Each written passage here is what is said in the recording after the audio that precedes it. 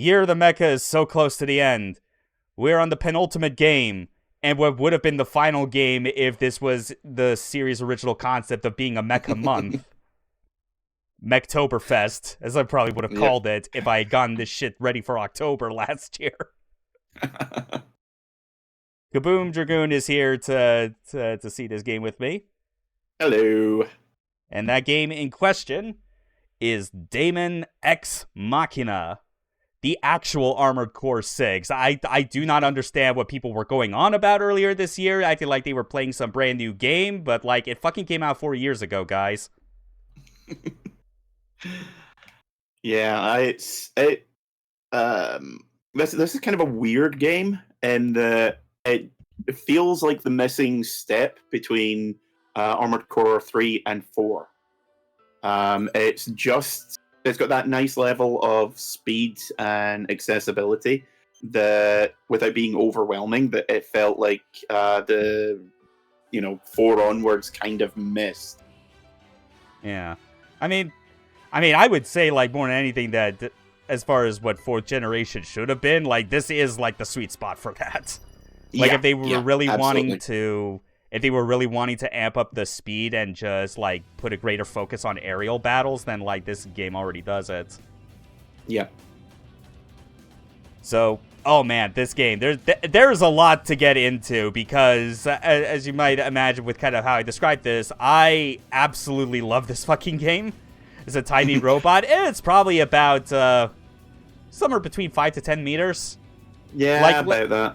Like, bigger than an armored trooper from Votoms, but, like, not quite at, like, the level of height of, like, a classic armored core, which those are generally about 10 meters.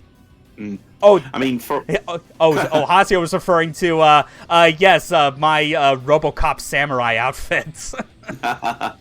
See, if you're not going up full mech from the neck down, you're not playing the game right. Yeah. Because that looks fucking horrifying. Well, okay, so there's a lot of things to cover about Daemon X Machina on the systems level. Might as well start with kind of, in the sense that I treat this a lot like an Armored Core spiritual successor. I think it's only fair we start at kind of the things that like was a defining aspect of Armored Core and is a defining aspect of this game. The customization. Yes. Which, there's a lot of stuff you can tinker with, both as far as stuff that appears in gameplay, and even stuff that just shows up in, like,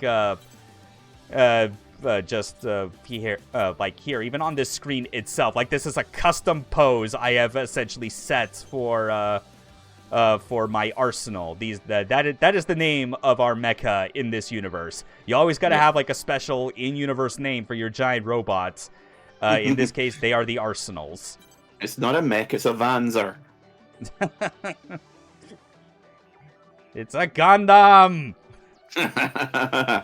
Look, they're all just big Tinker Toys when you get down to it. Yeah.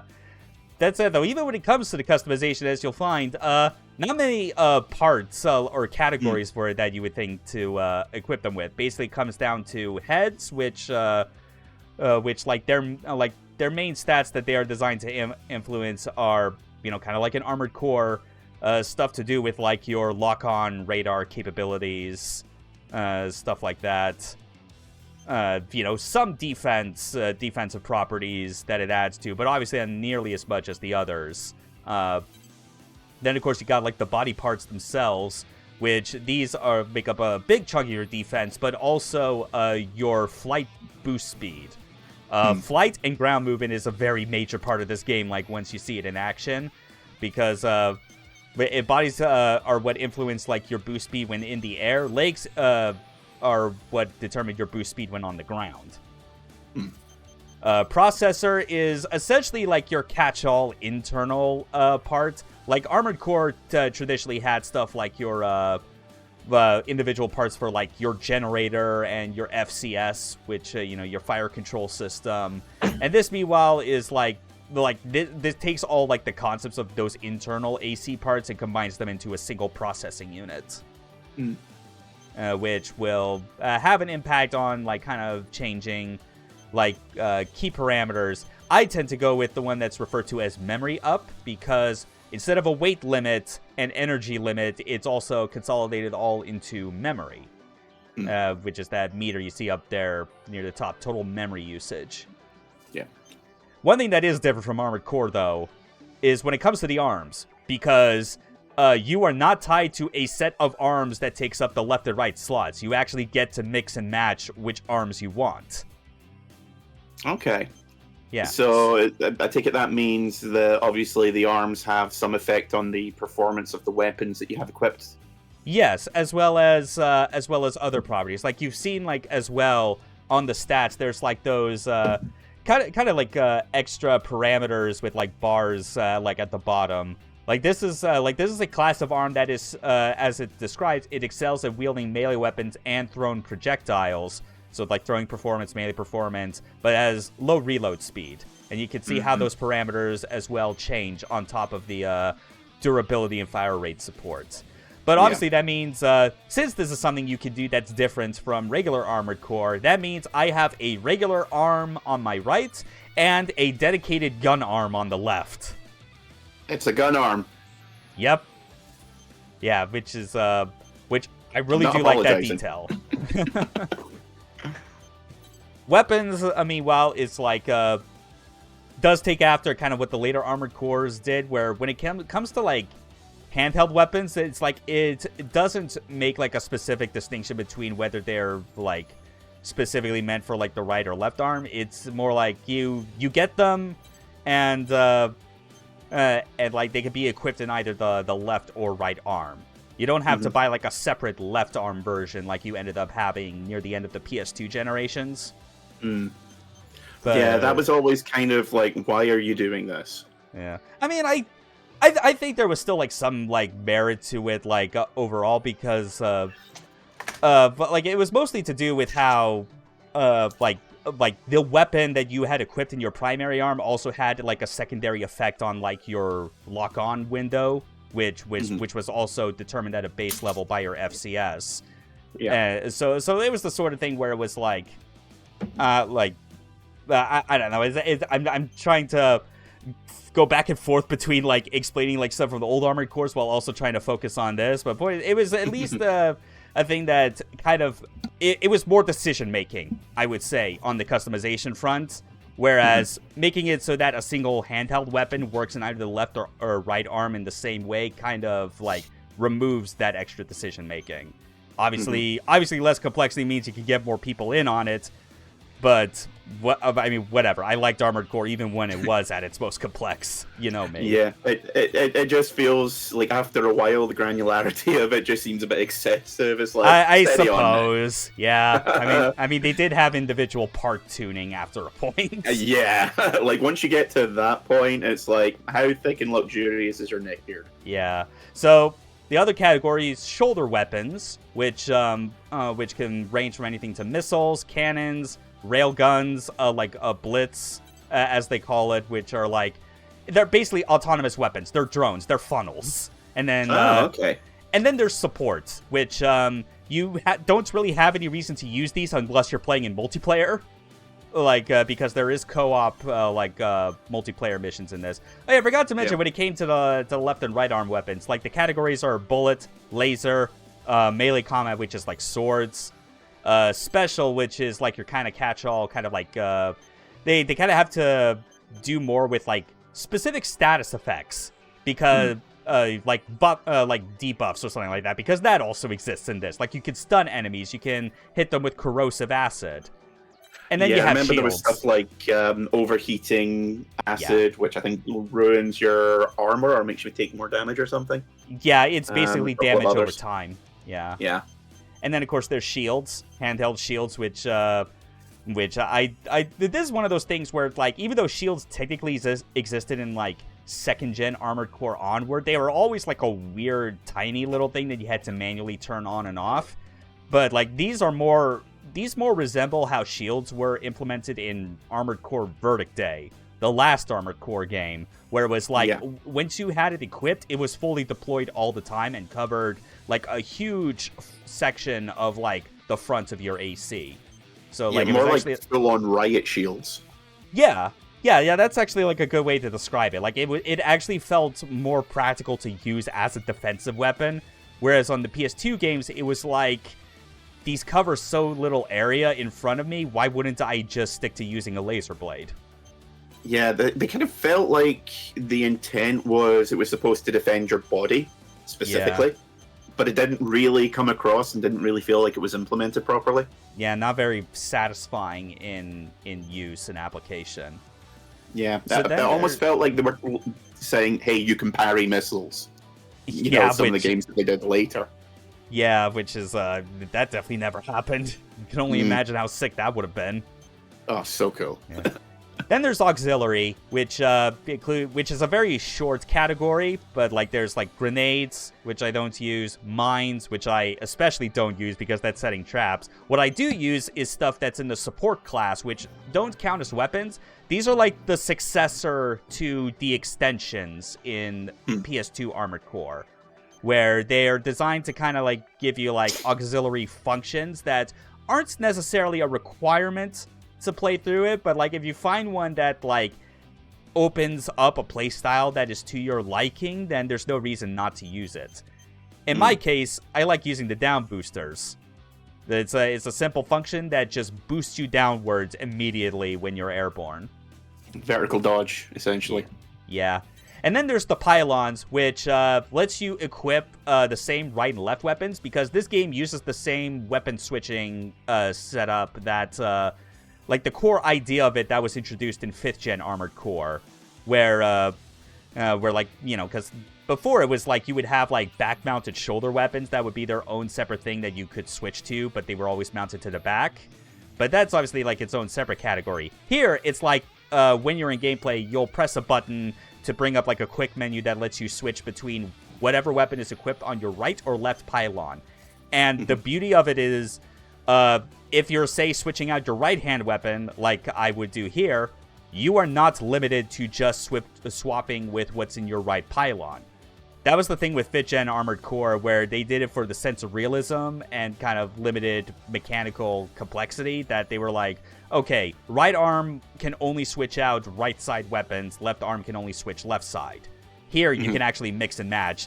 Could be a bit confusing when you first start out because you could like get them in the wrong places when you're swapping out, but it's at least easy for me in my case because, again, with the gun arm, I can't swap anything to the left arm, but I can change the right arm, basically swapping between 3 different weapons at a time. Basically makes it a lot easier if you're going for a specific setup which requires like a melee weapon or a shield. Yeah. In my case, like my handheld weapons are, you know, like a machine gun, which is a nice complement to like my left arm machine gun melee weapon, as you can see here. Very satisfying. How the explosions were cel shaded. Oh yeah, this game's art style, as you can see, is very bold. Yeah. But then, as you can see, my third weapon is an arc lightning gun, which is like that's the that's basically what is like one of those like status based special weapons. So let's actually okay, there we go. They finally spawned some of them in. I need to get like an actual mobile enemy on hand or something like that, but yeah.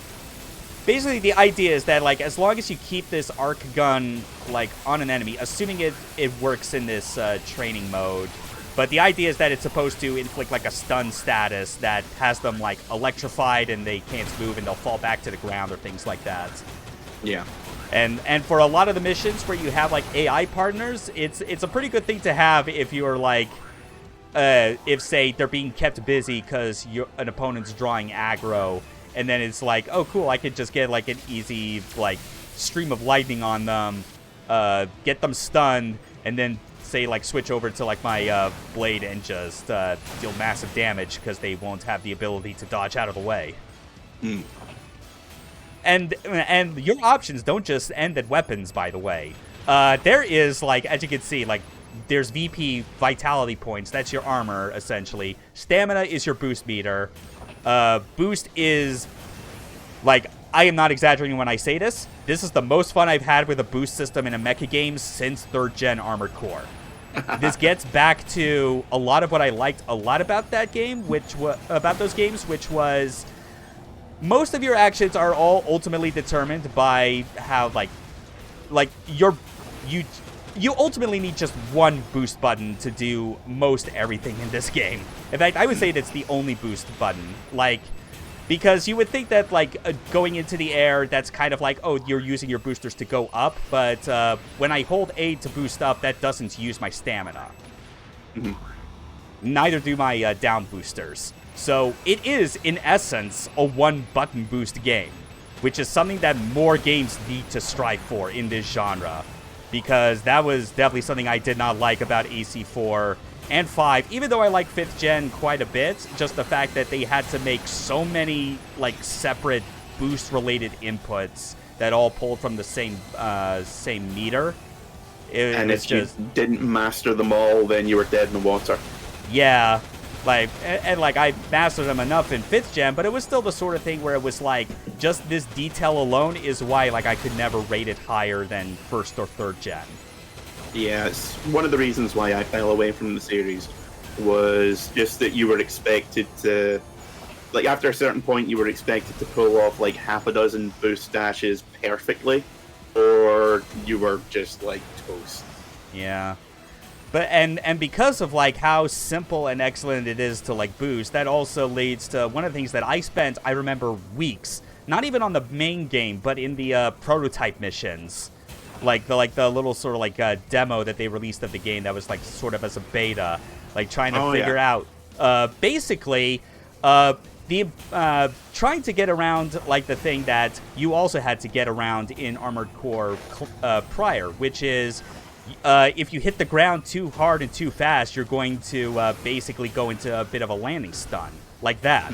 So it's okay, how do you do that if you want to go back to the ground? Because depending on your loadout, it can be viable to go back to the ground because of the difference between land and air movement speeds. But as it turns out, it's you just gotta do everything you can to hit the ground at just the right angle. And it takes, a lot of management of, your air movement, because when you go into the air and press, the button to boost up again, you can see my boost color changes, the exhaust changes from, red to blue. Blue is airborne. Red means it's now, I'm going back to the ground. That's basically my land mode. And this is the thing where, one criticism I remember a lot of people having, and I kind of had it initially, was that for as airborne as this game is, there is no quick descend button by default. That's why I have, these down boosters on and kind of had them as, a matter of course, because more mobility is good in this game. Mm-hmm. But, people have kind of criticized this as being this is a very cumbersome control scheme. It doesn't have a way for you by default to very quickly go back down. Except there is, and it has to do with the fact that, I referred to, these modes as land mode and flight mode. Because look what happens when I move up. I am actually moving up. And likewise, if I'm aiming at the ground, game changer. Yeah, I always thought that was pretty obvious and self-explanatory. You point to the ground, you're gonna go there. Yeah, and that obviously means there's still, if you still want to have that ability to boost forward on laterally while still descending, you could just turn off your air boosters and then just boost forward like this. Yeah. Which then leads into all the other kind of on the fly management of your movement that you have to do in order to avoid the landing lag if you want to get back on the ground. There's just so again, this is why I emphasize this is the most fun I've had with boosting in a mecha game since 3rd Gen Armored Core, because it taps into that simple to execute, but there is a lot of factors you need to manage in order to master smooth and precise movement. Oh yeah, and there was also extra things on top of that I didn't get to show, but I'll show them when we get into the actual gameplay itself, because I think we've done enough dicking around in the the training mode, as it were. But it has to do with the third meter that you saw there called femto. Yeah, I was like, unexpected Berserk reference? Yeah. Possibly. I mean, some of the skyboxes would make you think that the eclipse is happening somewhere, but no, You're it's not something gonna more. lie. that is worrying. Yeah, the sky is making you worried for a different reason, I am going to say. Yeah, it looks like the moon has suffered a bit of a boo-boo there. Yeah, that's yeah, that is an event in this game's backstory, where like it was they called it the Moonfall, in which I wonder why. the moon just mysteriously blew up, and chunks of it fell to the ground. It released this like extremely like harmful element called femto. Caused machines to rise up that were autonomous and just like causing havoc, and a bunch of other shit that, in all honesty, I don't give a shit about, because story and characters in this game is the one thing where like I do not find it as engaging as most of the Armored Core series. Yeah, the story, like, from what, because as I said, I put about 10 hours into it back when I had it, and the story has some interesting bits and pieces to it, but even for like Armored Core style game, it's kind of forgettable. Which is weird, considering they put so much more emphasis on the fact that there's a wide cast of characters that you even see like their human avatars. Yeah, there's like full on, like it feels more like the cutscenes you'd get for a game like God Eater.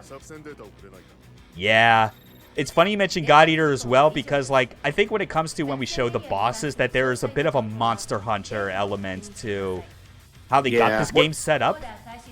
Wasn't there a crossover between God Eater and this game? Or am I thinking of something else? You might be thinking of something else. This game did have some crossovers with like some anime properties and The Witcher 3.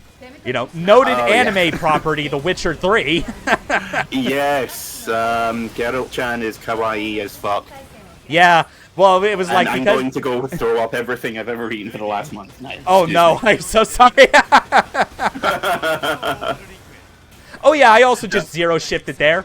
That's the thing. I'll have to explain that later. That is not a normal ability that you typically get. It's remember this had a whole bunch of anime tie-ins in that. I must have, because I remember God Eater was getting like tons of tie-ins at the time as well. Yeah. Yeah, it's a weird thing. But yeah, I guess while I'm here, I might as well explain the whole femto thing, like that meter. You could basically think of it, you know, if they refer to boost the stamina, you could think of femto as magic.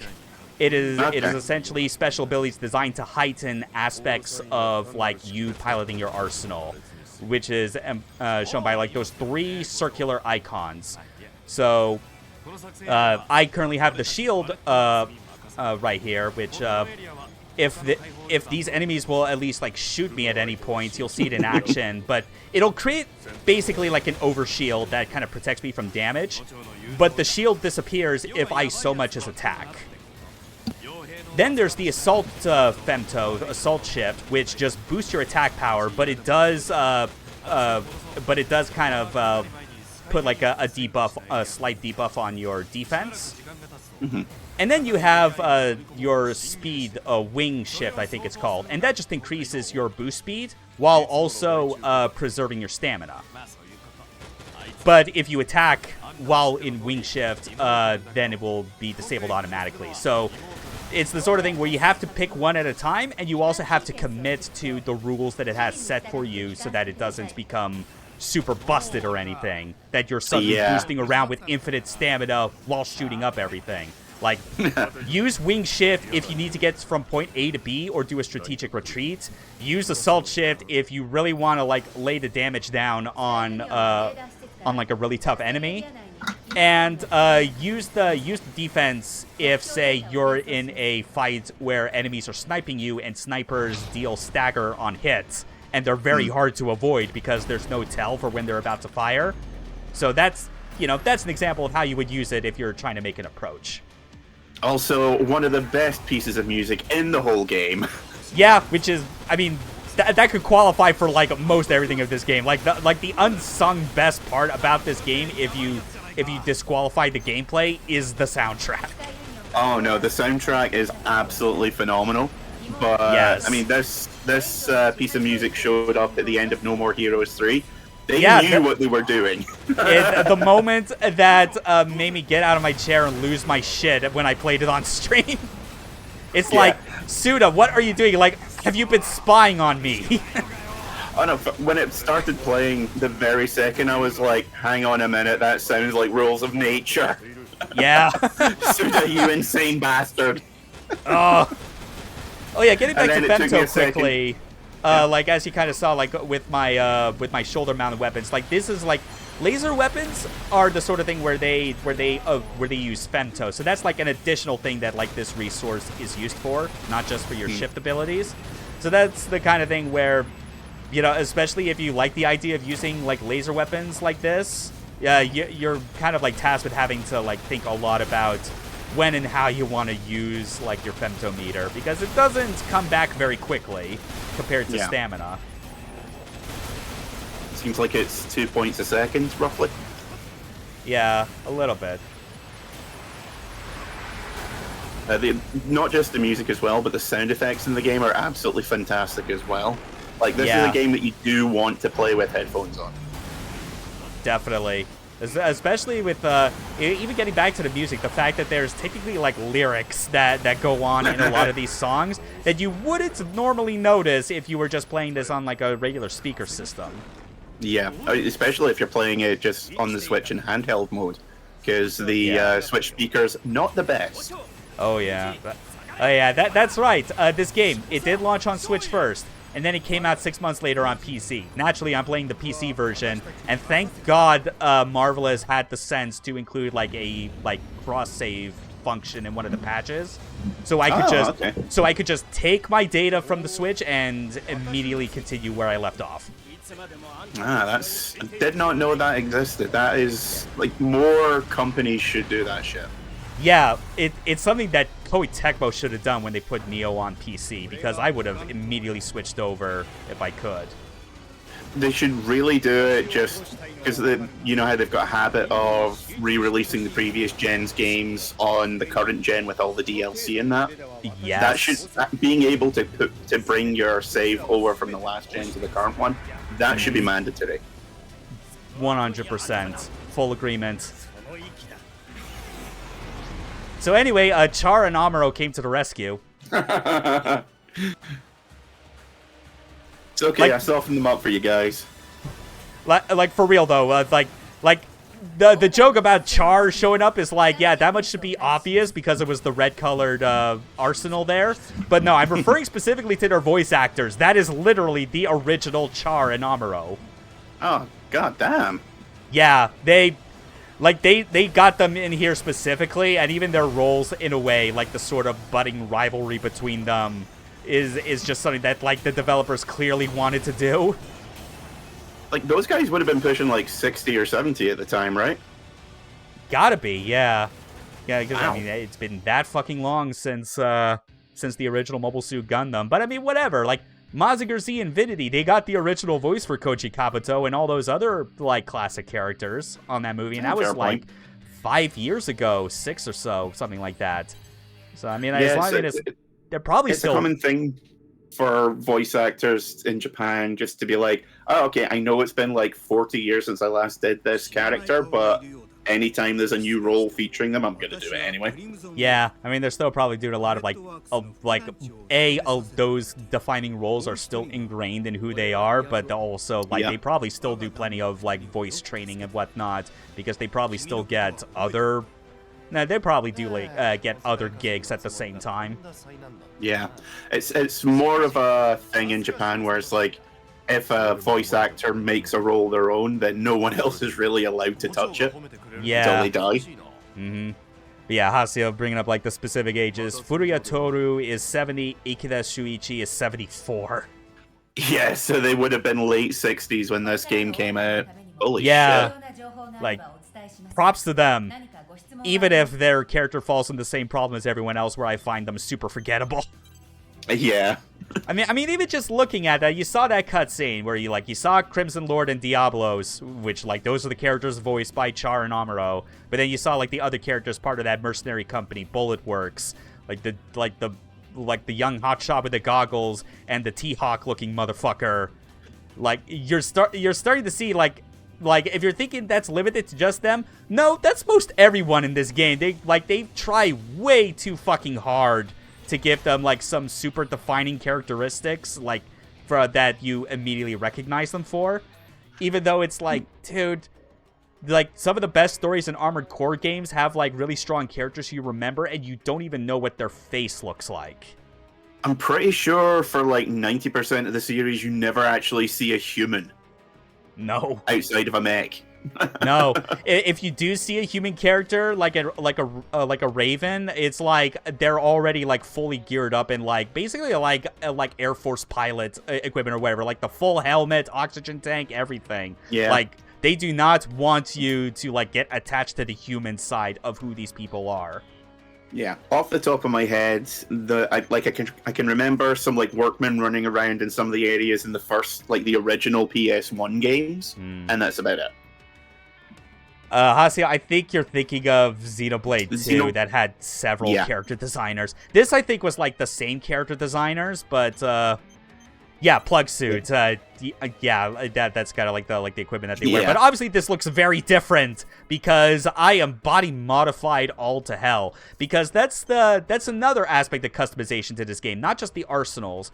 And I feel this is it skin tight? I mean, like.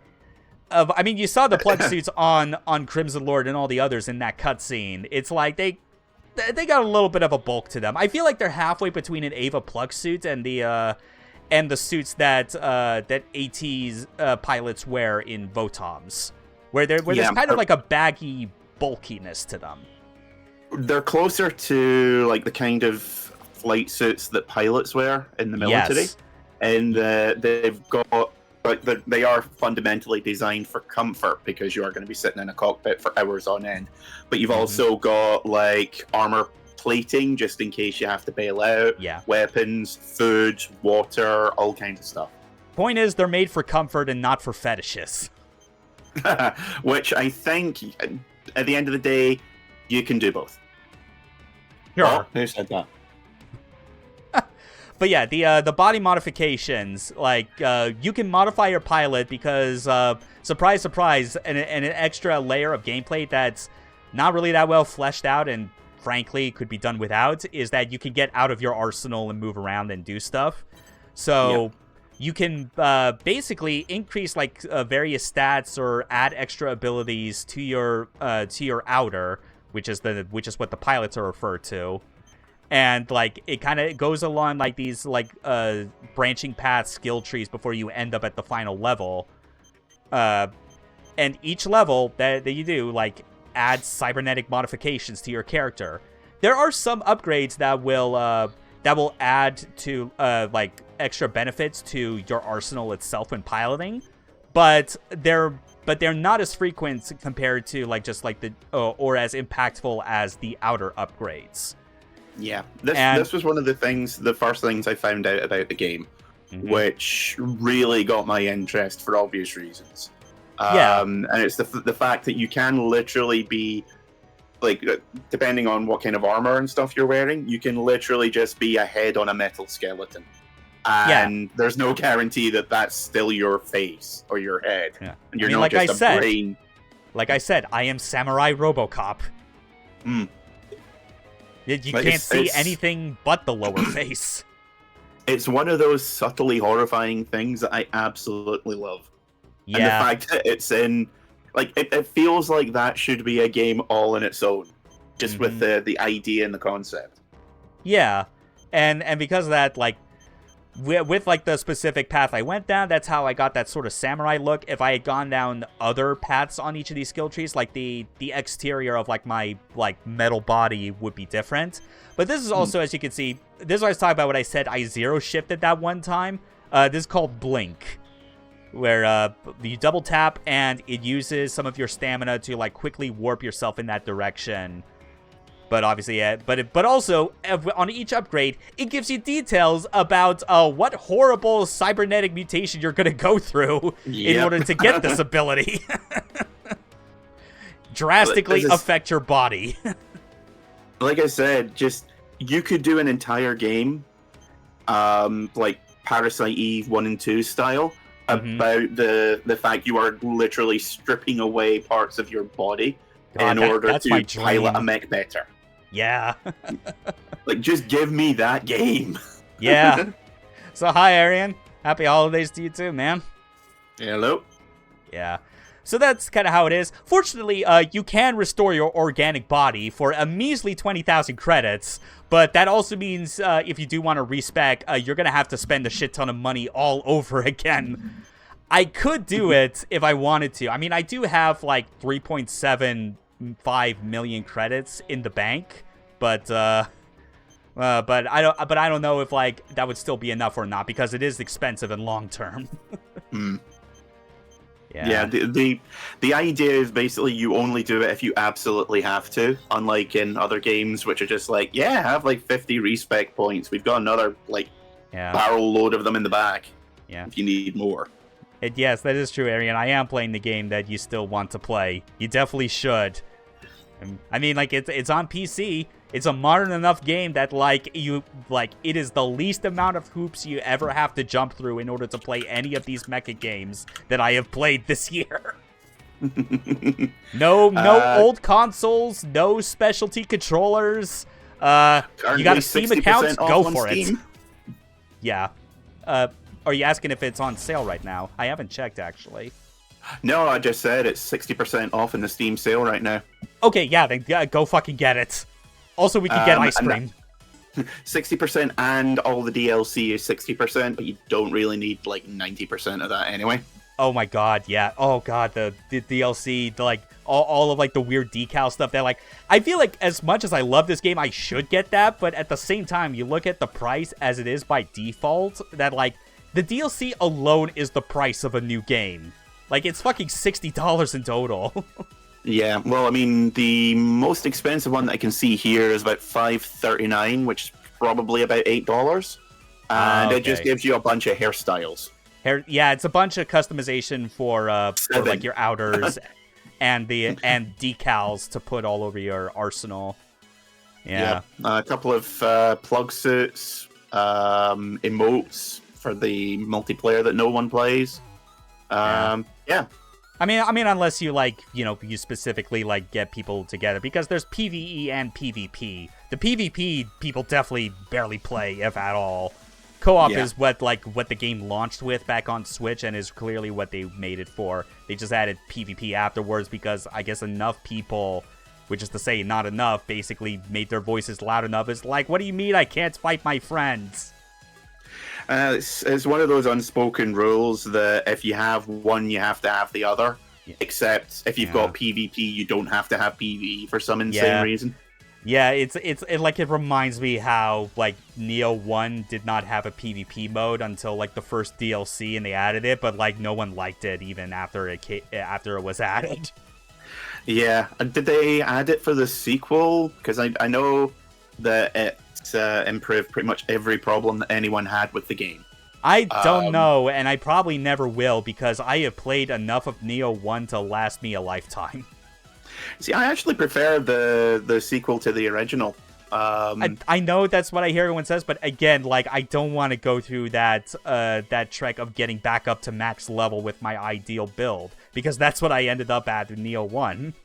Yeah, fair point. Yeah, that's basically my explanation, and at least when I tell that to everyone, they're like, okay, fair. It is kind of a self-inflicted hell, yeah. Yeah. Is the DLC that expensive? Yeah, it's if obviously if you only wanted to just buy, say, 1 or 2 DLCs that looked like it's to your liking, then sure, it wouldn't be that expensive. But it adds up over time. But not to say, I don't know, DOA 5 levels. But then again, I don't think many things will ever reach that level of, DLC cost absurdity. DOA and the Dynasty Warriors games, they also have insane... especially once you get to like the spin-offs, like Warriors Orochi or any of the anime versions, they always have like tons and tons cosmetic only DLC and maybe a couple of characters. Yeah. Like even Hyrule Warriors has like several waves of DLC. Yeah, it's ridiculous. Anyway, let's get us a vanilla cheesecake combo ice cream to go into battle with. I could definitely go for that. That's actually sounds really good, yeah. Yeah. So yeah, obviously to add even more on top of all the insane mechanics this game has, because this has that classic FromSoft Mecha spark of we're just going to just cram as much stuff as we can in here. This whole ice cream shop is basically something that you can load up on before starting a mission, where you will get a special like status percentage buff that's ultimately very minor, but I mean but whatever, it's ice cream. You gotta have something that reminds you of your humanity. Is it silly? Yes. Does it make sense? No. Do it anyway. Also, there's a dog, and unfortunately, of all the things they came up with, they did not think to include a pet the dog function. Game ruined. 1 out of 10. Everyone must die. Kenichiro Sakuda, producer of this game and working on the sequel, Titanic Scion, please have the dog return, and maybe a cat, and also give us a button that lets us pet them. Please and thank you. Give us a mech that can turn into a cat, because that would be awesome. Cat mechs. There we go. Yes. Look, really, we just want a new Zoids game that doesn't suck, okay? I may be speaking solely for me. I don't care. Mech-cat. Yeah, what did I say? Mech-cat, I think. Yeah. Mech-cats. Something like that. Okay, let's get into one of the free missions. Because obviously it's split into... Offer and free is basically main quest and side quest. So, like, obviously, when you play, like, the main quest, that's where you get the missions that have, like, all the story cutscenes and actually kind of gives you, like, what the plot has and what's going on there. So, but when you play free missions, however, you get the option of being able to request partners for them. Sometimes, at random, when you select a free mission, you'll already have, like, a partner that's given to you by default. Sometimes they won't. Why does any game need a pet the dog function? Not that I disapprove, though. Because people just love dogs and want to pet the doggo. It's that simple. There was a infamous Twitter account called Can I Pet the Dog, which lets you, which says, here's a game with animals in it. Can you interact with them? Yes or no? And it became wildly popular. And in order to get free promotion, games actually started putting in dog and cat petting mechanics.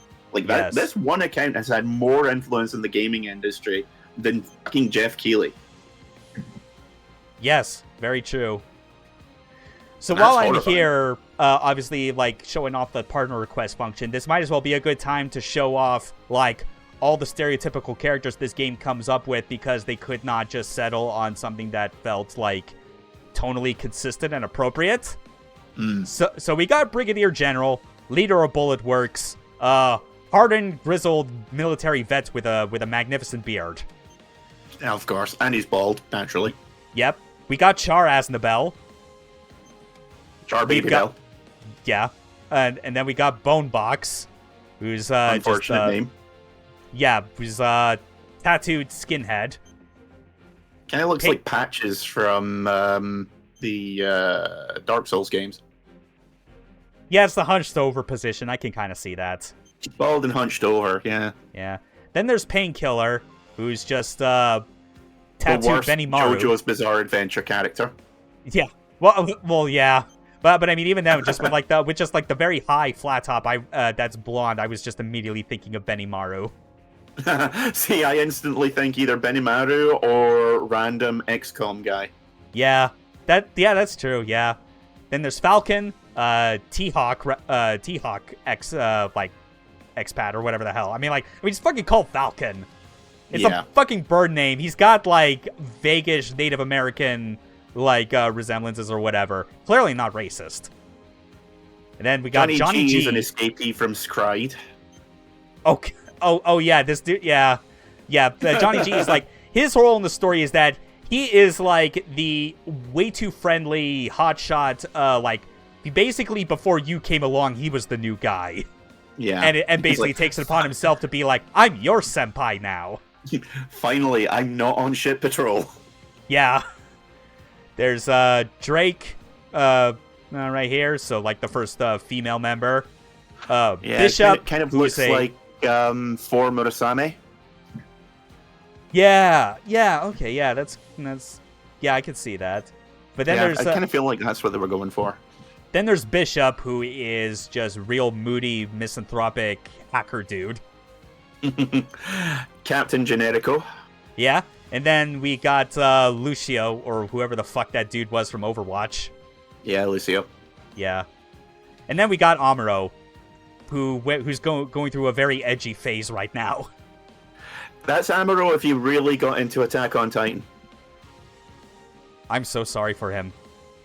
Yeah, don't be. He brought it on himself. Yeah. And then there's Grief, who's an even bigger edgelord and is part of a different organization, the Terrors. Who are they are the resident, like, evil edgelords that are trying to bring about the world's end in the story. Because Grief really got into Zone of the Enders too and never quite got over it. Yeah.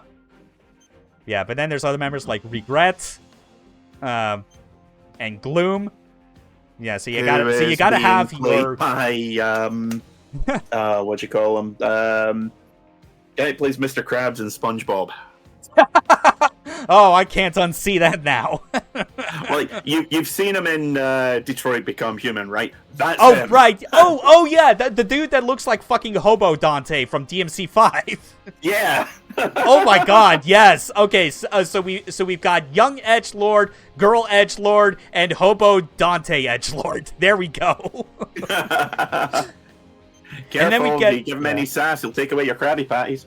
Yeah. Next group is the Western Seven, which is essentially a group made up of like varying levels of convicts. Reaper is the leader, I believe. At least I'm sure that's the case. Nameless, who is less evident in his outer design, but you can see the katana in the Arsenal's hand. That this motherfucker's clearly trying to be like some edgy Ronin or whatever the fuck.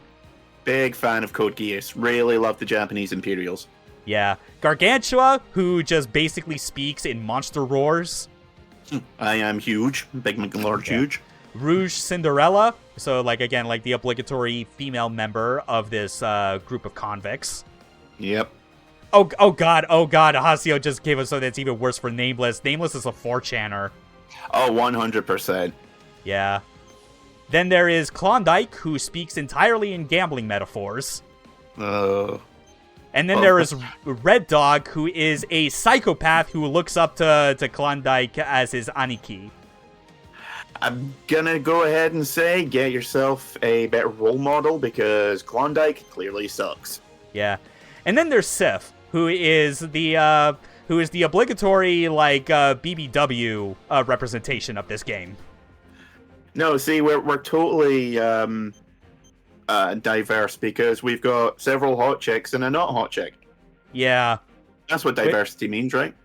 Yeah. Which, I mean, whatever. It's like, I feel weird even criticizing, like, her character on this front, because, like, it's not even like she does anything that's egregiously bad. It's just, again, like, you look at her, like, in the company of all the rest of the cast of this game, that it's like it's all kind of committing the same general sin. Yeah. Next, we got Panzer Crown, which is the obligatory all-female Arsenal team. Team Girl Squad, assemble! Team Girl Boss. Yeah, they're gonna... That's like gatekeep genocide. Yeah, Guns Empress is gonna gaslight you, Rose Queen's gonna gatekeep, and Crown Princess is gonna girl boss the shit out of you. But yeah, as you can tell, Princess is clearly the librarian of the group. Yeah, I mean, like, her dialogue as well is especially moody and, like, way too focused on trying to impress her One-samas. Of course. Yeah. Maybe if she gets on their good side, they'll let her at their stash of hair dye. Yeah. Rose Queen, I will say, at least between the three, I think I like her design the most just because it's the one that is the most wild. Yeah, like... hers, I can say is the most memorable. Yes. Whereas, like, Crown Princess feels like she's at least, like, a couple design choices away from just being a diva reskin. Or Mari from the new Evangelion movies. Yeah. Same hairstyle, same hair color. All she's missing is the glasses. Yeah. And then we get these assholes, the Five Hells, which is basically just a noble family that feels like it is their right to take these arsenals to save the world. Never mind the fact that they are part of the rich and elite that are, like, causing problems for everyone else. Yeah, Nemesis and Abyss are side boss characters from one of the Tales games. Yeah. I mean, Abyss and Heaven are, like, the two younger sisters that are, like, designed to be polar opposites to each other. Oh, yeah. And then there's their butler. He's the only good part. Battle butlers are awesome. Yes. And then, like, the last two are, like... these are so small in groups that I generally wonder why they even bothered needing to, like, make them. So, like, you have the Steel Knights, which are, like, these... which is, like, a pair of brothers. And then Immortal Innocents, which are, like... like, their whole idea is that they're supposed to be so cybernetically enhanced that physically they're not able to, like, kind of age past where they were when they got their modifications. And are... like, it's supposed to be... like, they just are incapable of being able to live out a normal life, even relative to the rest of these pilots. Kind of reminds me of Gundam X, the Frost Brothers. One of them starts getting more and more cybernetic implants until he's basically a cyborg. Yeah. And then at the very end, unrelated to anyone and is a super bonus partner, is Solomon, who is basically like, kind of like the who, like, even though they show an outer representation for him, I'm pretty sure that the whole point of Solomon is that it is not a human to begin with. Like, Solomon's straight up an AI controlling a old and decrepit arsenal, which is a really cool design, even if it is a bit edgy. I actually have on my arsenal the body piece is what I actually use on there. I mean, black and neon red never really goes out of style. I may be biased in that respect. Yeah. So yeah, we're gonna bring Solomon along, even though it means we're gonna have to pay $50,000 out of our pocket in order to bring him along. But that's fine. You've seen how much credits I've already got. Yeah. Does this do the Armored Core thing of taking money away for expenses once you get your pay? So not for the expenses that you think it would. Like, it's not going to dock from your pay based on, like, how much damage you've taken or how much ammo you've expended. The expenses are more in regard to, like, your partners that are there on a mission. So, like, bringing Solomon along, that's already an expense by default. But even for, like, if my partners were to have, like... to have like fallen in battle, you can go and revive them, but that also counts as a cost. Right. It obviously becomes more of a thing you engage with regularly if you're doing like the multiplayer and you're playing in co-op with 3 other people at max. Got to go deep into this facility, blowing everything up along the way. Down into the earth. Yep. And yeah, as you can see, like, Solomon's audio, whenever it talks, it's like it's not speaking in human tongues. Yeah, and he's sounding like an AI that just learned the Bible and not much else. Yeah, I mean that's the thing that, like, stuff like this really does love to go into. Ever since Ava made it popular to do so, which is just like have a bunch of like symbolic mythology references, but don't actually like lean into what like the subtext of it actually means. Yeah, like the people that just randomly have Latin script under a tattoo, and it's like, what does it mean? It's like, I don't know, but it sounds cool. Yeah. Gonna get deeper in, but yeah, even as we're going through this, like getting back to like all the characters that we had just done the rundown of, you could like already see what I was talking about, like what the core problem is with just like that variety of characters and how it does not have the effect that they thought it would have by including such a diverse personifiable cast. Yeah, there's 30 characters, but no one's really done anything that stands out. And Even barely in the previous mission. barely any of them do anything to stand out. Very few of them die in a way to like make their presence before seem any way meaningful.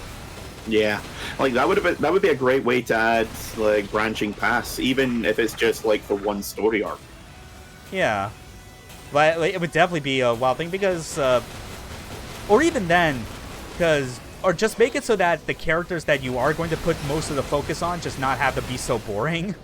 Because I think about, you know, something like Last Raven, for instance. That's definitely like one where I would like point to as an Armored Core game that has like very good and memorable characters. But when I say good and memorable characters, I say 3. But obviously, there's a lot more besides that. Plenty of other Ravens that you fight, and they have like lines of dialogue when you fight them, but they're not important. You know, and I think it helps that it's okay that they don't feel important because Armored Core, as we have mentioned before, traditionally does not show you the faces of any of the characters you talk to. Yeah, like 99% of the game, the only character you're actually going to care about is whoever's on your comms. Yeah, that's really only with the later games. You've got your helper. Yeah, like in the case of Last Raven, to continue that example, it's like it's your operator, it's your analyst who doesn't even have a speaking role, but you just get like details from him like post mission. And then it's like the 3 Ravens that represent like the 3 major paths along the way, which is Jacko, Evangel, and Zenaida. Hold on, I'm trying to remember. Did like one of them already fall down here? Not okay. Well, I forget. But what? I'm gonna quickly go back up while like the timer's going down because I need to show something that I had been kind of neglecting, mostly because I've got so many parts already that like I question whether or not I even needed it. Ah, there it is. But yeah, like for these stray AIs, like which are like AI controlled arsenals, when you down them, you can go and basically choose like which of their available parts you want to salvage. That gets into like a major aspect of this game that is kind of like it's definitely different compared to how parts acquisition tends to go in Armored Core.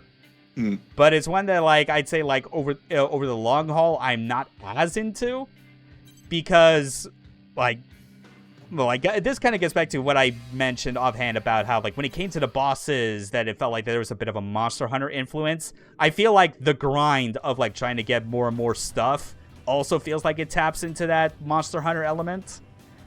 I take it there's also, like, a whole slew of parts you can only pull off of other downed mechs.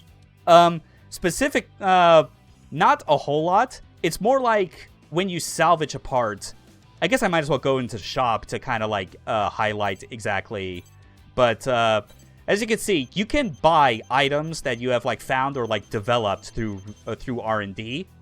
And so it's like if you quickly need to get a certain type of parts ready to go, you can do that. But there's one thing you might notice that's a bit off.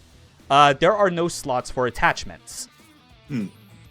But if we go back to the hangar and kind of show all the parts I do have... Let's see. We'll go back to the heads. Look at the attachment slots I've got available on a lot of them. Yeah. Yeah. So like, so that's for like the. Trying to remember like if this is where you can actually like swap out the attachments here or whatever. It's been so long, admittedly. Even though I thought I'd remember, it might be more in the. No, factory is where you do it. Yeah. Customize equipment, you go through there, and then you get to swap out like these different attachments which provide even further status adjustments to those specific parts. So like at the end of the day, it's like, yeah, I got a head part with the maximum attachment slots, same for the body. Processors do not get attachment slots because of their role in how they kind of adjust the stats of your arsenal even further. Yeah. And then it's like, basically the only part that like I'm going with that still doesn't have like full 3 slots is my gun arm. But I got like a lot of options available to kind of adjust things further. I think of this as like the the evolution of the optional parts system from classic Armored Core, which was a system that was defined primarily by your core, and basically, like, depending on the core, you would have X amount of option part slots, and each optional part took up a certain amount of slots in that core. So, like, if you wanted to really specialize in something that used a lot of optional parts, you essentially had to use a core that was very light or low on defense or and other, like, major features, because the option parts would essentially be compensating for those things. I'm kind of surprised that there isn't an option to, like, install an extra slot for, like, I don't know, 250 grand. I feel like that was something that like, this is the sort of thing where this kind of gets into, like, the post-release updates where I am admittedly less familiar on. But I want to say that there was, like, something that was added in, like, some post-game material where that actually became doable. Yeah, but it's like a very rare thing. Like getting one of those is another grind in and of itself.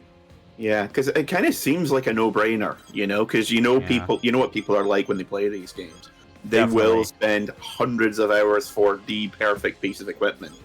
And, you know, at the very least, even if it is, like, you've only got, like, a 3% drop chance on it and there's one mission that you need to play on hard, people will do that. So, you know, it's, like, instant added value for, granted, like, the top 10%, but still, they're going to look on it very fondly. Yeah. So we're going to bring Char along for this. Like, I've been making a big talk about, like, the bosses of this game, so I might as well start by showing the one that, like was definitely demonstrated very early on when this game was announced, because I think it's, like, because it works, I think it's a very good demonstration of what it is capable of doing. Unless there's the right one, I forget, actually. I guess if it's... No, wait, no, it's because it says destroy gun fort. That means it would have to be, that's the correct one. Okay, so we'll go with that. I do like the bosses in this game. Kind of getting back to how I constantly say this game is like what 4th gen Armored Core should have been. These bosses, to me, are what the Arms Forts in For Answer should have been. Yeah. Because Arms Forts were barely anything outside of Spirit of Mother Will and Great Wall. The Arms Forts were just basically big walls of guns that you had to dismantle, and they didn't really do much more than that. Yeah. Or in my case, go up to the center point of their model with dual pile bunkers and just unload in the middle and just kill them in one hit. Yeah. Like that, and if you were really unlucky, which, you know, 90% of the time you would be. Yeah. One wrong boost and you would have to redo the mission because you fell right way down to the bottom again. Yeah. Yeah, hated them so much because they were so much of a slog. Yeah, it's like such a waste, because it's like you're not making these any more special than the giant MT missions that existed in previous games. And those games understood that, like, you only really need one giant, like, mechanical monster that's bigger than you. Like, you don't need to have a dozen of them. You only need to raid the Death Star once to make it feel special. That you is do it, like, every other good Wednesday, and it's like, what's the point anymore? It's a very good comparison. I'm glad you came up with that one. It's a talent. Yeah. So while I'm, like, just kind of peppering the weak points of this gun fort, the last thing that you could do with Femto that, like, I've occasionally, like, activated on accident, but I'll do it more deliberately here, you can create a mirage of yourself. Hollow Duke. Yep. And it will actually attack and move around. It's not very bright in a lot of instances, but it's fine. Obviously, the trade-off by having your mirage activated is that it drains your Femto at a steady rate, and you are not able to use any of your Femto shift abilities. So, is it actually doing damage while it's active? Yes, it does do some damage. The bigger reason to have it out more than anything is to draw aggro away from you. Yeah. Because that's actually what happens in the mission when it's first introduced that you have this ability, where you go up against Klondike and Red Dog. So it's like one arsenal against two. That seems like it would be a bit overwhelming.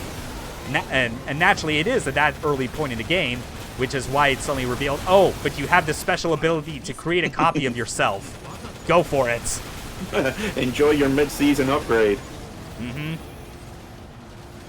Oh yeah, I want to quickly do something as well, just to show that it's possible. If I can, hold on. It's just so weird watching this giant thing jump around like a Zelda enemy. Yeah. Why is it not? Oh, I'm an idiot. I was hitting the wrong button. I meant to press up. But, yeah, like, you can see, like, when I have up the weapon switch menu, there's that D-pad up button for eject. Ejecting weapons in Armored Core has happened in the past, but it's usually been, like, you just drop the weapon entirely.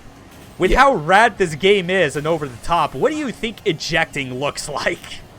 Launching it like a fucking railgun bullet. How about... Come on, I'm not just tossing that motherfucker. And I still missed. You son of a bitch. But that's okay. We could... Oh. But we can at least grab other things in the environment as well. And we can toss those. It's one thing that always makes me add a couple of points to a game's score is if I can pick up shit in the environment and just toss it willy-nilly. Yeah. I mean, like, it's one of the few things I still look fondly back on when it comes to Zone of the Enders 2. Like, that fucking grab and the fact that you could just, like, mash the button to spin Jehuti super rapidly in a circle before yeeting that thing into the distance. Or grabbing, can't remember, I think it's one of the main bosses, grabbing him, beating him a couple of times, slamming him into a wall, and then rushing up and grabbing him again.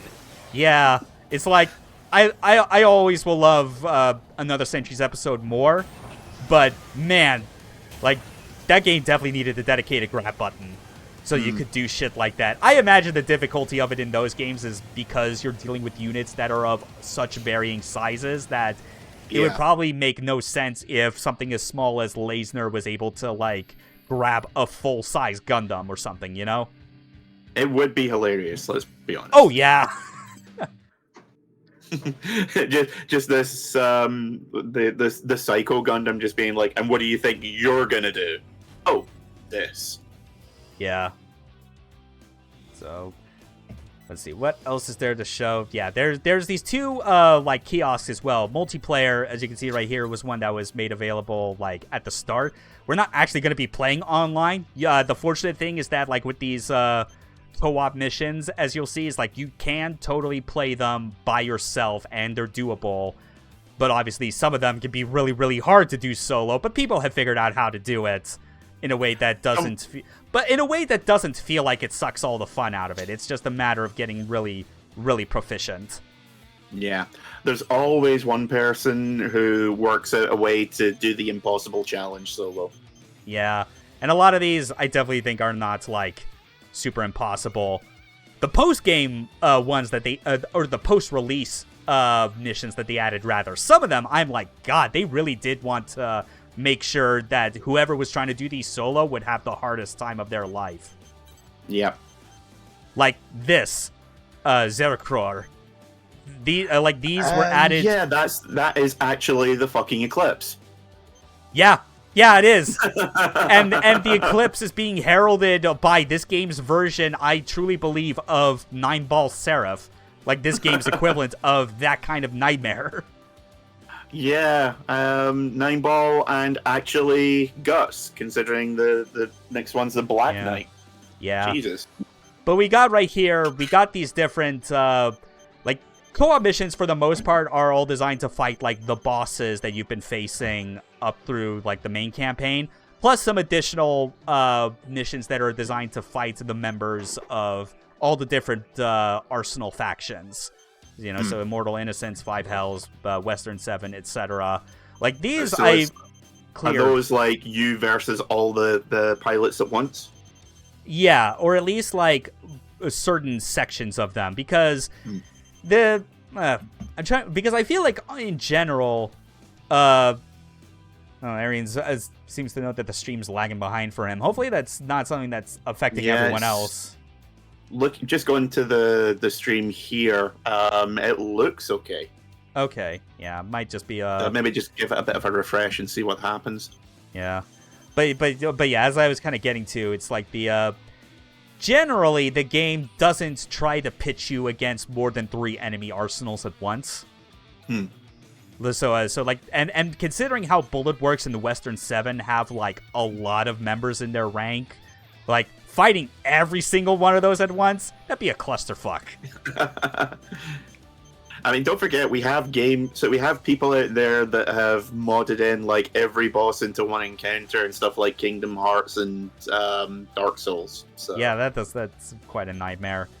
But at least most of these, as you can see, I have cleared, with the exception of Gunfort's Omega, which is genuinely fucking hard. I've still not cracked that one, even though I've gotten pretty good at, like...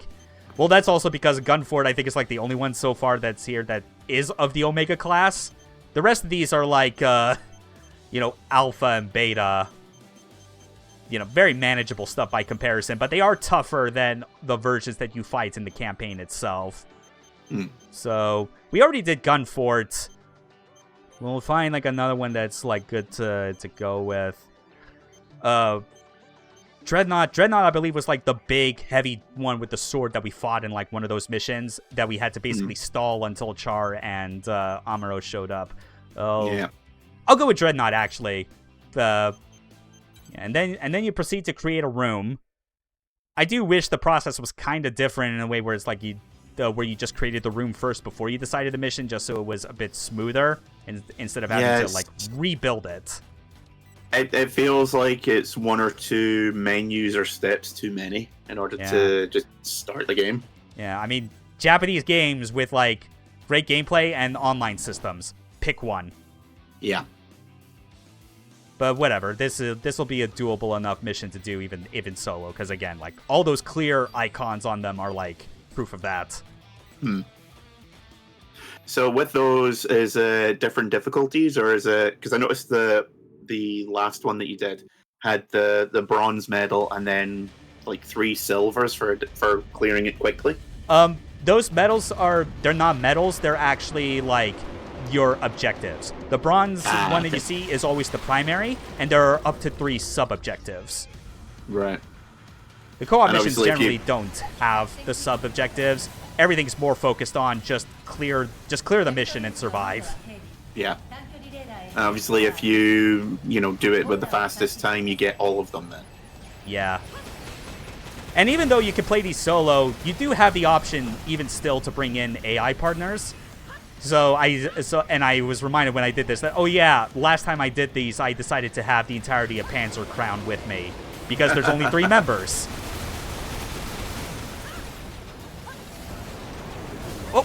Oh damn! Yeah, this is reminding me so much of one of the boss fights from Nier Automata.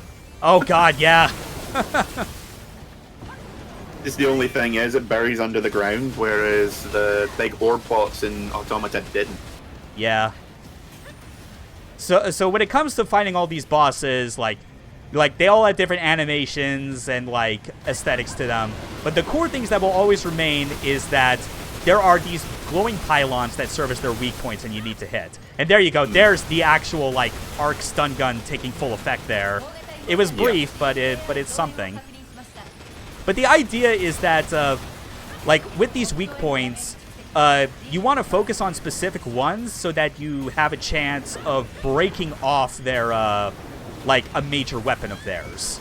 The Gunfort that we fought in the story mission wasn't the one that has the actual big laser turret on top, which if we did that, basically what would happen is you destroy the pylons emitting from its turret. Once all 6 are destroyed, it blows off the top and goes to like a random part of the arena. Then you go over to that dismembered cannon, pick it up with the same button you use to grab objects, steer it very slowly in the direction of where the boss is, and then fire that big fucking laser. Nice. Always like that kind of thing. Yeah. There's another one that's like a flying serpent. It's called Bolt, where it's got like these arc gun fins, which is actually what my Riot Light is based on, I believe it is. And when you blow off one of those fins, the idea is that you then pick it up where it dropped and then just toss it at the boss, and it deals a ton of damage. That's basically like the best way to kind of go about dealing with the higher difficulty versions of it, where the goal is to then just like, yeah, because those arc guns will just immediately fire upon you with perfect accuracy when you're in proximity. So the idea is to break off pieces and then throw the pieces back. Like these are very involved boss fights in ways that like Armored Core games generally don't have, and I really like that aspect of this. Yeah, that's another thing that I always love is when you get to turn an enemy's weapons against them. Mm-hmm. Like, so satisfying. Yeah. Fortunately, there are like healing canisters that we can always rely on to patch ourselves up. It's because of this thing that is like, that's clearly the big reason why there is no reduction in reward based on your amount of damage taken. Yeah, they're expecting you to take a tanking. Yeah, plus you also can get ammo back from that come as like drops from enemies when you defeat them, which is why you get the constant notification that the Colossal Immortal's receiving AI reinforcements. You gotta have like basically like moving ammo dispensers to blow up. Yeah, just a bunch of popcorn for you to munch on. Yep. Yeah, this is the sort of thing where it's like, I really do like these bosses on the whole, and it's one of those things where I'm definitely hoping that, like, when they show full gameplay of the sequel, that they're gonna find ways to, like, go even more crazy with them. I really hope they double down on the art style, because this game genuinely looks fantastic. Oh, yeah. And if they go more realistic with it, that would be a huge mistake. I think it'll be, like, a guarantee that they'll, like, at least keep the art style itself. Maybe, like, add a bit more detail, but definitely that I can't see them ever going away from, like, these bold color choices. Yeah. No, like, that's, like, this game genuinely doesn't look like any other mech game out there, which, you know, that's impressive however you'd want to slice it. Yeah. Anyway, let's... Ah, damn it, it's going underground again. I got an explosive canister. You know I gotta use this for something. Smile, you son of a bitch. Yeah, and... Oh, shit! Oh! And Richard Dreyfuss is not pleased at your shenanigans. Alright, take two. Come on, and... Yeah!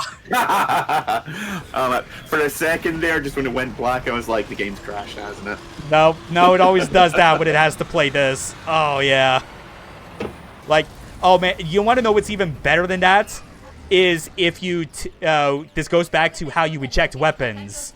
If you just take, like, say, a very powerful sword with a... say, the right arm I have that is designed for, like, maximum throwing performance, and you just toss it at a boss when they're on their last pixel of health.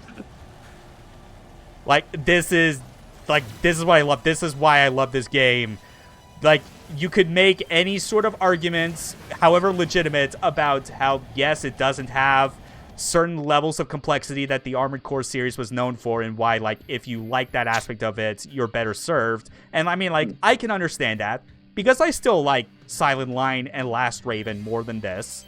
I could say that clearly, but at the same time, it's like, what other games out there could ever be on the same caliber as those two titles?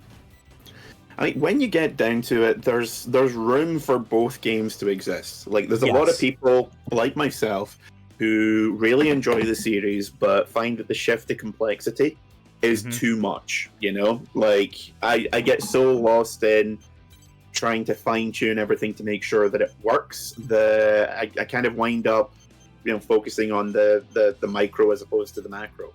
Whereas this does everything that I would want a game like this to do.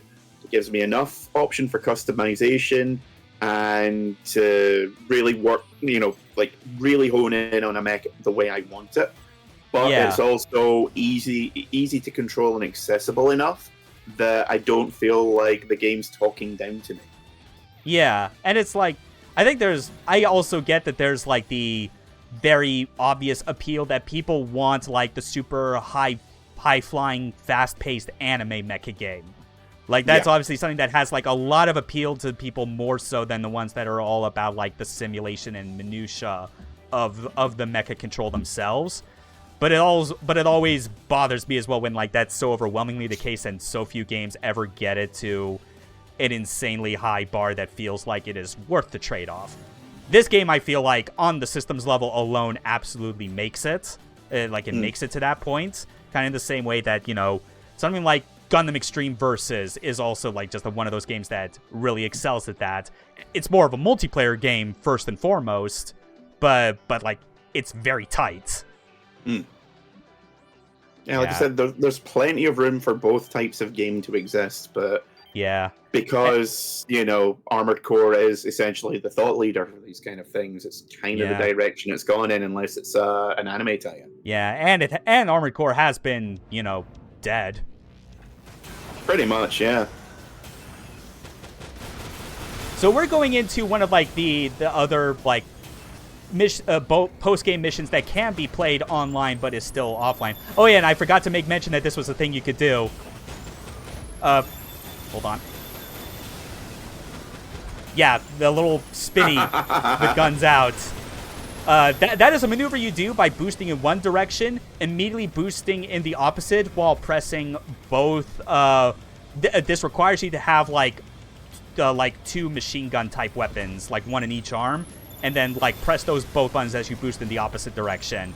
And like it cancels out your momentum, so you could theoretically stay in place while doing that, or you could just start moving in a completely different direction.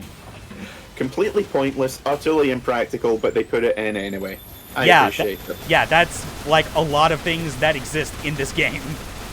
and that's why I love it, because it definitely feels that way as well when it comes to a lot of the PS2 Armored Core games.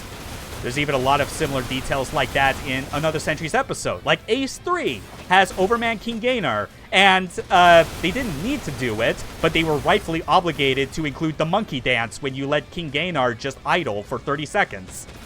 I was going to say, if the monkey isn't in it, then 0 out of 10. They have failed to. Yeah, but no, they got it right. They got it right. I made sure to demonstrate it when I streamed that game months ago. Yeah. So with this type of mission, this isn't a boss mission. This is you could eventually think of this as like a randomized dungeon type of mission. There are two types. Like one where it's like kind of this where it's basically increasing complexities of dungeons. And this is where they also, when they added these missions, they also added a lot of new parts that you can't get otherwise in the main game. Also, I'm having a difficult time trying to maneuver to this because it's a bit sensitive when you're trying to do. Oh, that's one I haven't gotten. I'll get that. Yeah, because basically, if you want to find a part that has the yellow text, that means you do not have it in your inventory. So that's a good way of keeping track of like which arsenal equipment you have or don't have. Guess I'm actually kind of surprised that they included a pseudo roguelike dungeon in the game. Yeah, it's an interesting choice, but I do appreciate having it here as an extra thing to just really let you focus on just the gameplay without any interruptions. Because you could replay the story mode missions, but you're gonna have to deal with all like the cutscenes, and more egregiously the fact that there are some moments where parts of the mission will not proceed at all until the specific NPCs have gone through their required dialogue, which can really hamper the pacing. There's no real good way of doing that, because either you're waiting for, you know, a bunch of dickheads to reenact bad Shakespeare, or you're cutting everybody off and just like mashing the button to get through it. Yeah, it's real frustrating that way. This I often liken to, if we want to go with the Neo comparison. I remember how, like, in Neo, at the end of that, like, when they finished all the DLC for that, they included a special mode called the Abyss, which was essentially this kind of similar style of where it's like, but although that was more like an infinite dungeon type of mode. Yeah. Like, the whole idea was you just go through multiple floors until you either die or have had enough, and you can come away with a lot of loot out of it. That was a post-game release as well, wasn't it? It was added in a patch, if I remember. Yep, DLC 3, I believe it was. Yeah. It was basically the perfect way to send off that game when they finished all that content, where it was like, guess what? Now you have infinite. I mean, yeah, we were ragging on Koei Tecmo a wee bit earlier, but like the DLC for Neo was substantial and good. Yeah, like actual mechanical additions I would never have expected them to make, but they did. Yeah, and we were all expecting them to be like, great, now your dude's got bikini armor. Fantastic. To be honest, I was expecting them to do more because it felt like that game was something where it's like, great, awesome, keep adding more expansions. I don't need a sequel. And then they made a sequel. Yeah. And then playing the beta and realizing as well that, like, I don't know how I feel about some of these new mechanics or the idea that I would have to start from level 1 again. I'm out. Yeah, the transformation mechanic I'm not too big on, but stuff like being able to fight AI players like who've just died, and you've got a chance of instantly getting like a super rare piece of armor. That's really good. Mm-hmm. Like I really enjoy that because I mean, you know, you can literally in the very first area fight people with like legendary quality armor and weapons, and it really gives you a good boost up on that area right out the gate. Yeah. So this is how these dungeons are designed to end. Basically, after you navigate through these rooms, clearing a room opens like a door that leads to like an adjacent room. There are some doors that are like closed and cannot open because they are designed to be opened from a specific side. And all of it is supposed to get to the final room where there is nothing but like a super powerful stray AI arsenal waiting for you. We're playing the easier one of the two missions types where you only have to fight one, but the harder version that gives you more rewards, you have to fight 3 at once. Kind of getting back to what I talked about, where they generally don't make you fight more than 3 at a time on average. So we're going to make this a 2-on-1. And this dude's fast because he's fighting all with swords. He's bringing a sword to like a fucking gunfight, you idiots. Yeah, but this is anime, so the sword's going to win 90% of the time. Not this time. No way. We created it. I mean, got you. I like the fact that the second you walked into the room, you just boosted forward, ready to cut your kneecaps off. It was like, fuck it, we ballin'. Let me look at that. He's even got blink. He's zero shifting all over the fucking place. Right or die, motherfucker. I mean, mad respect to that, at least. Unfortunately, in this case, it was die. Yeah. There is no Machina. Die. No Obari, not this time. Oh god, yeah.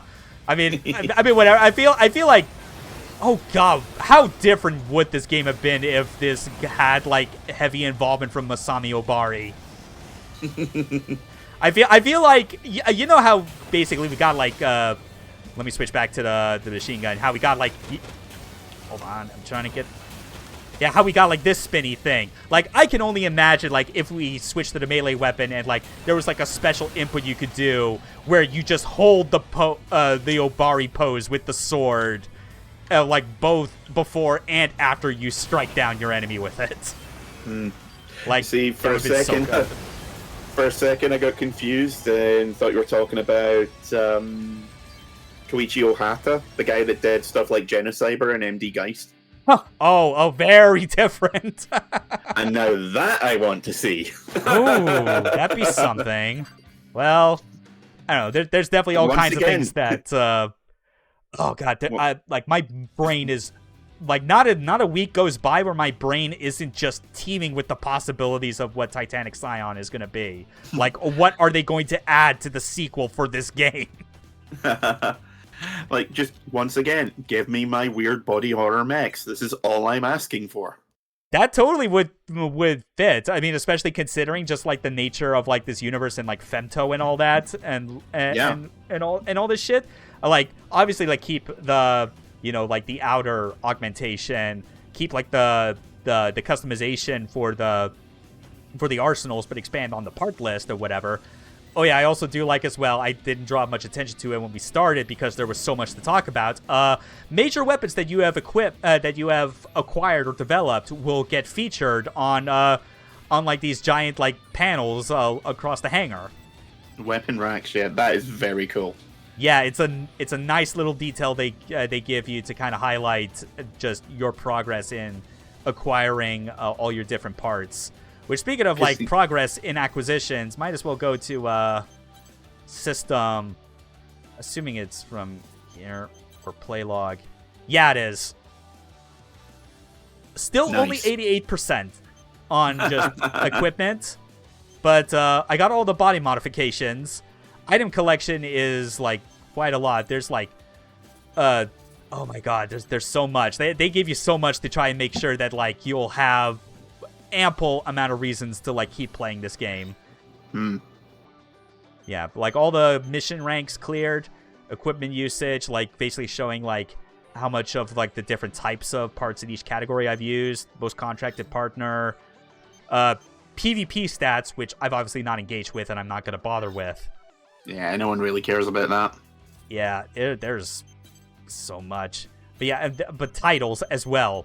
There's a lot. Oof. And still plenty that are question marked out. There's no achievements for getting every title, is there? There isn't.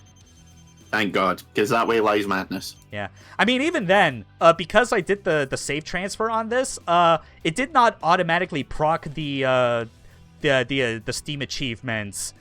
Like it would basically require me to have like started from a new game, and I don't feel like doing that. Not after like 77 hours already logged in.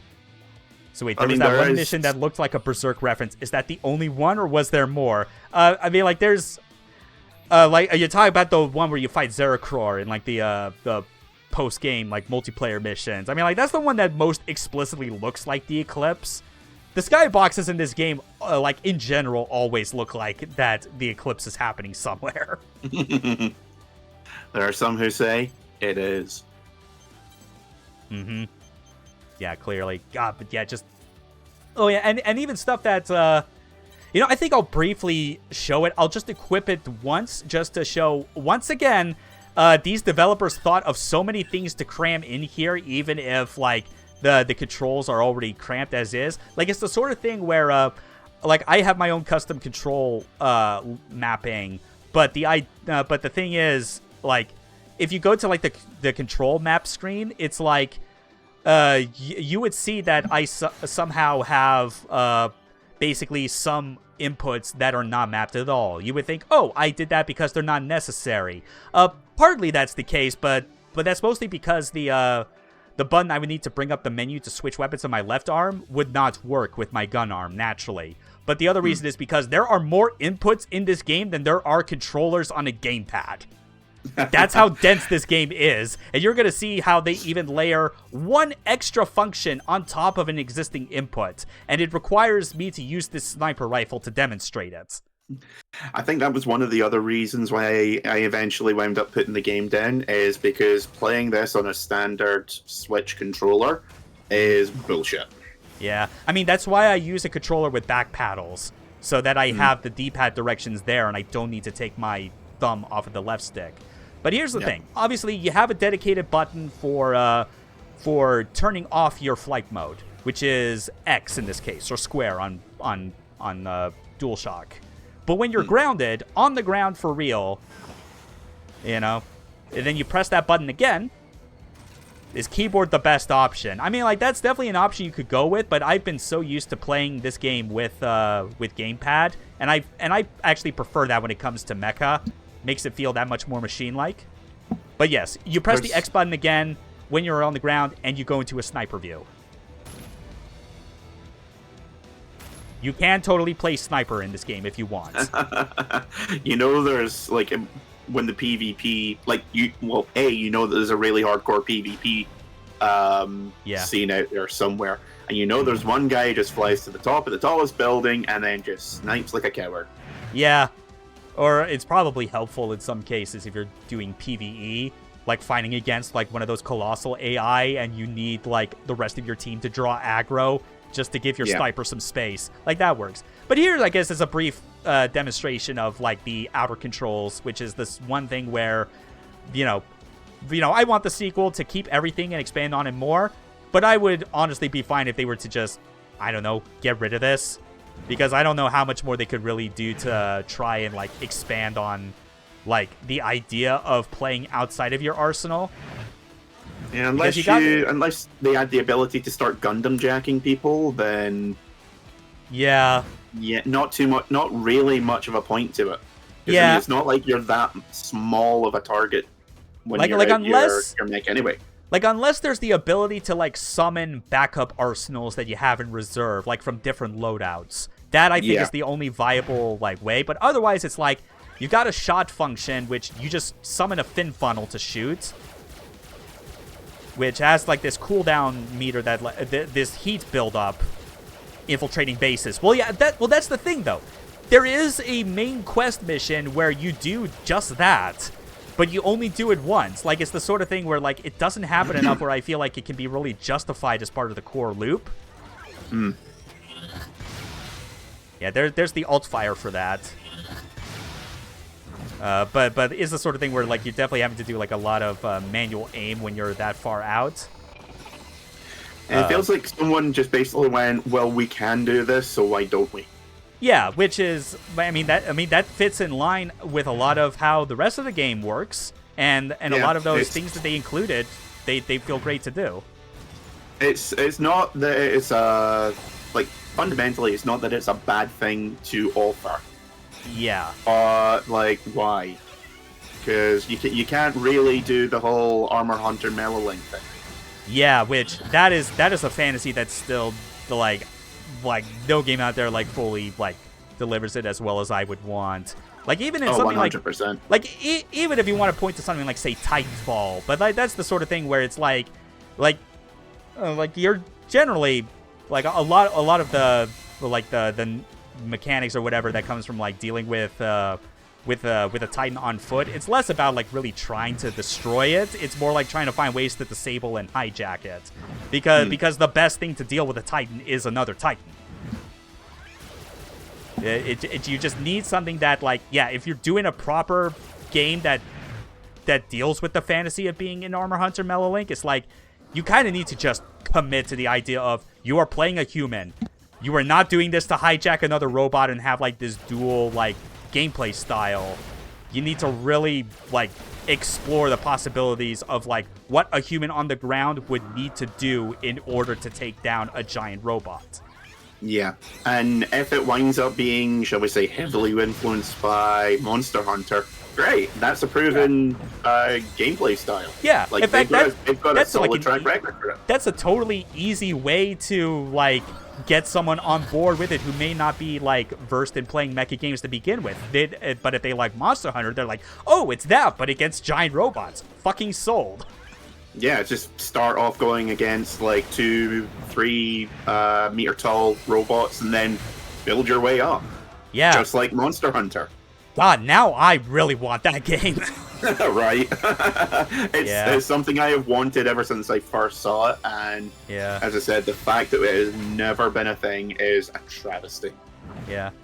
We also have a self-destruct function, which is part of those, which is like one of those human augments that we get, like, near the end of one of the skill trees. It's like kind of a desperation move. Just like Nier Automata. Yeah. Not as big, though. Yeah. Well, you can't destroy a base with it. Get bad ending. Yourself completely. Yeah. I just look away for a second. All of a sudden, you play the pilot now? Yeah, that's been a thing I've been explaining because there's just so much to what this game has. It's not the best part about it, but it's there. Yeah, you also missed us fanboying over types of games that we would watch, so check out the VOD. No booty shorts after explosion. That's true. Yeah. But honestly, like, I don't think there is, like, any skin or meat under there to really, like, make booty shorts work. Also, the character designs in this aren't, shall we say, as attractive as 2B. Yeah. And then again, not much is. Yeah, human characters in this, I guess you could say, kind of have, like, a treat an anime character energy to them.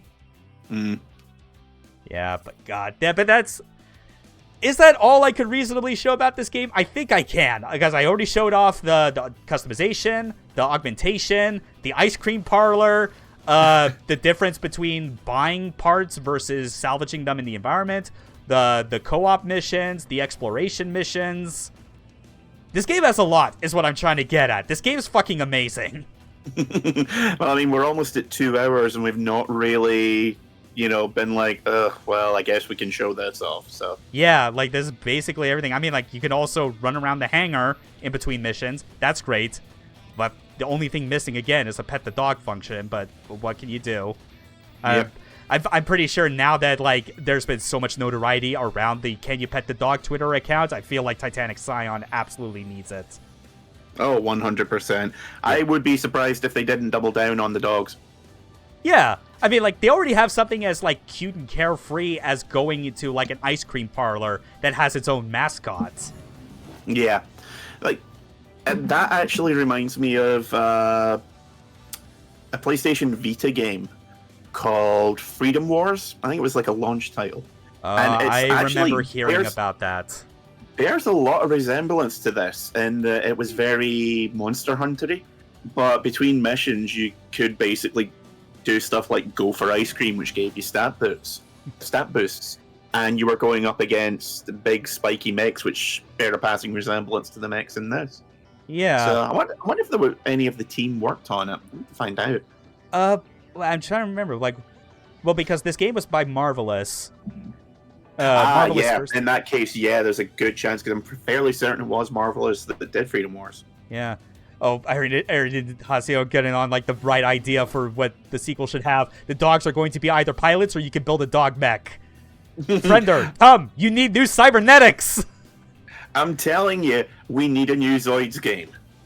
I like even before that is like we need like that's the thing like if this game like have the option of either being able to summon a mirage of yourself or summon in a giant robot dog that's piloted by the dog, and it is your own giant robot-sized friender who gives you support.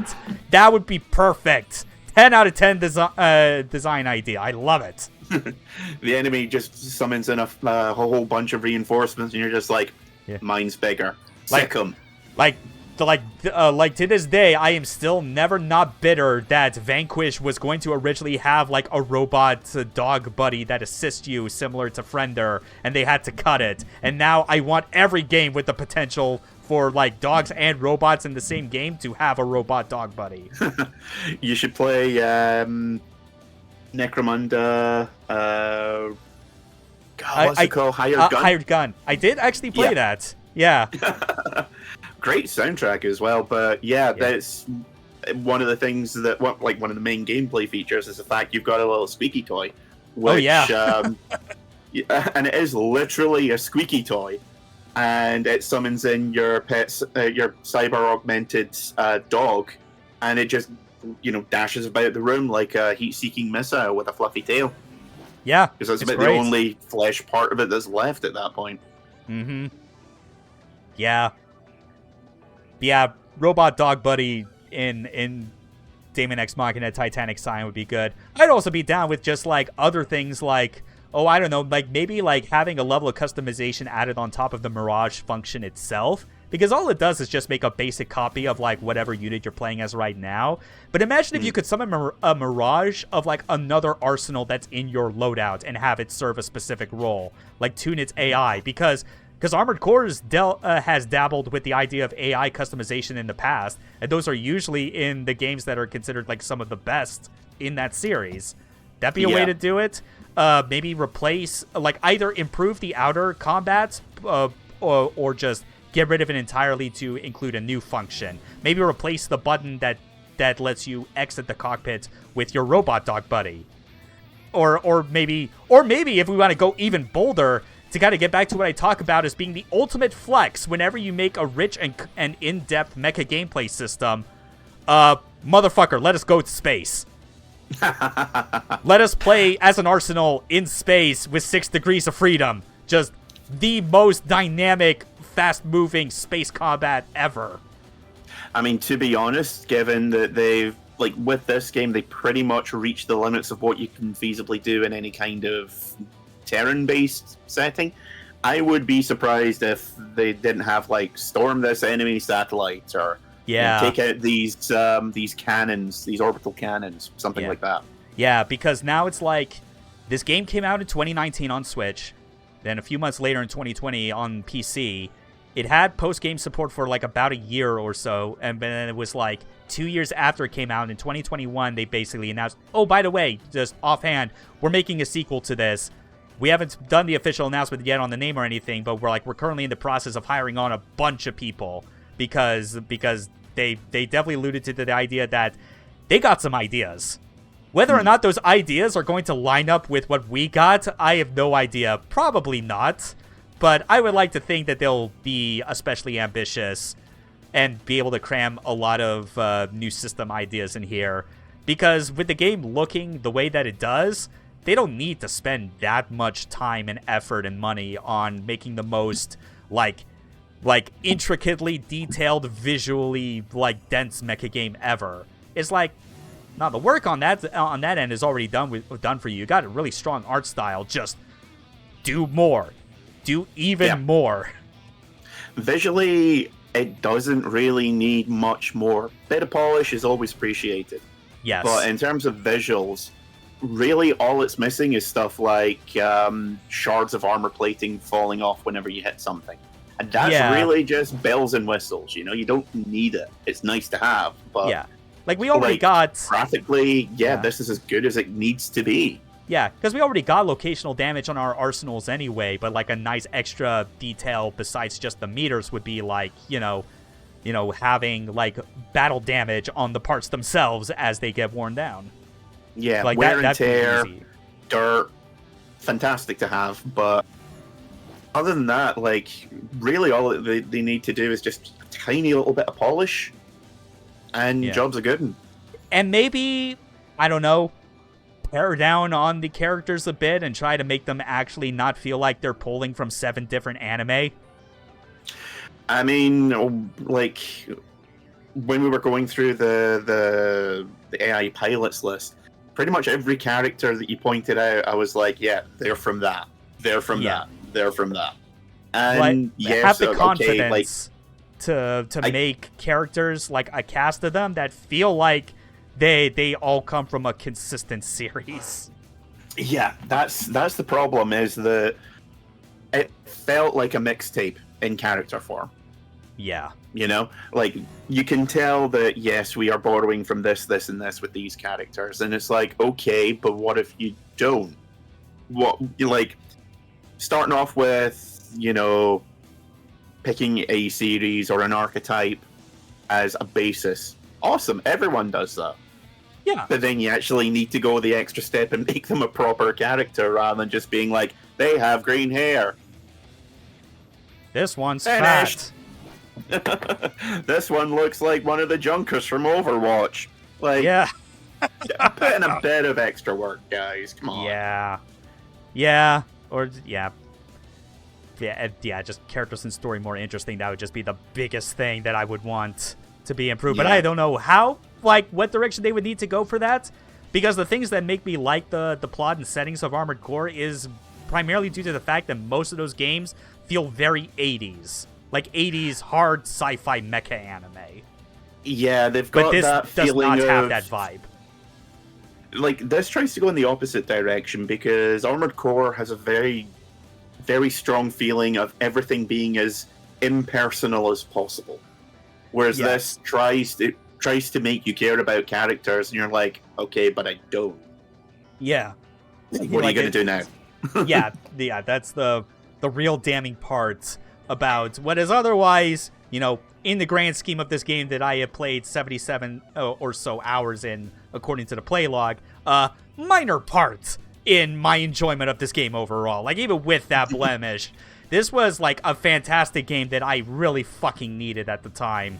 Because 2018 was when they announced it, and it was months before that I had finished my initial journey going through all the Armored Core games, like finishing off Verdict Day and going through just the just the annoyance of 4th gen and realizing people gassed this shit up and they thought it was good.